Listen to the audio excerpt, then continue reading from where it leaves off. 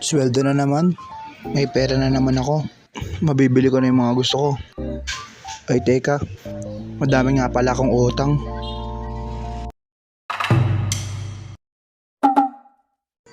Toto nga pala, samahan niyo ako. Gabi na nga dito sa BNB. Nandito ako para kunin yung sweldo ko. At dahil kinsenas katapusan ng sweldo namin, ngayong araw ay 15. Kung makita nyo kami, dalang customer dito. Hindi, joke lang. Yan po yung founder namin. Inutusan nga nila ako para kunin yung blender doon sa HB. At dahil takot ako mag-isa, nagpasama ako dito. Nga pala, yan pala si Kuya Bonbon. Streamer yan, dami niyang pera. HB nga pala ay homebrew. Kainan yun. Susunod na vlog ko, papakita ko sa inyo. Parang gusto ko mag-minute burger. Kaso baka iwan ako neto. Nga pala si Kuya Bonbon nyo. Parehas ko nagtatrabaho din doon sa BNB. Isa ding barista. Dami naman namin dadaanan. Parang gusto ko mag-Jollibee. Kaso baka iwan ako neto eh. Malapit na kami. Pagliko namin HB na. Parang gusto ko din mag 7-Eleven. Shawarma shack na lang pala.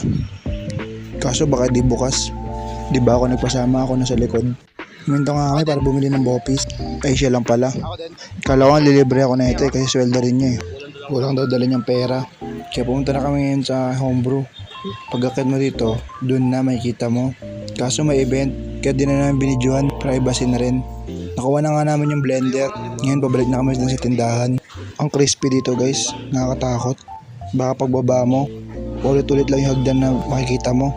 Para siya sa mga horror movies. Yung hinahabol ka patas paulit-ulit. Pagbalik nga namin, may nalas-malas ako. Nakatapak pa ako nang ayaw kong tapakan. Pero sabi nila pag nakatapak ka daw, malaking buenas matatanggap mo. Kaso problema ayaw matanggal. Kaya kailangan ko kasi habang naglalakad. Nakabalik na nga kami, dadala namin yung blender. Dahil sa nakakapagod na paglalakad, gusto kong umorder. Nga pala guys, ito yung blender. Ito gagamitin namin pang prop. Nauuhaw nga ako kaya bumili ako ng mga kalatay. Ang ganda ng pagkakadesign par. Bukod sa mura na, high quality pa. Kaya pala daw nilibre ng bopis. Ito pala nilibre sa akin. Kailangan niya siya haluin para maghalo-halo yung lasa. Kaya nga halo eh. Diba? Yan, nahalo ko na, tinikmong ko naman. At pare, sobrang sarap ng lasa. Di ka magsisisi sa presyo.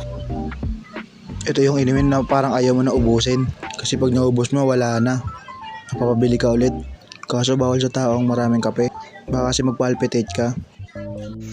Naubos ko na kasi sa sobrang sarap. By the way, ang regular nga na ito ay 85 lang. 99 ng upsize, hindi ka nalugi. Dahil gumagawa nga kami ng prop. Pinatesting sa amin kung gaano kasarap itong prop. Yan, makita nyo, si Kuya Bonbon nyo. Titig na titig.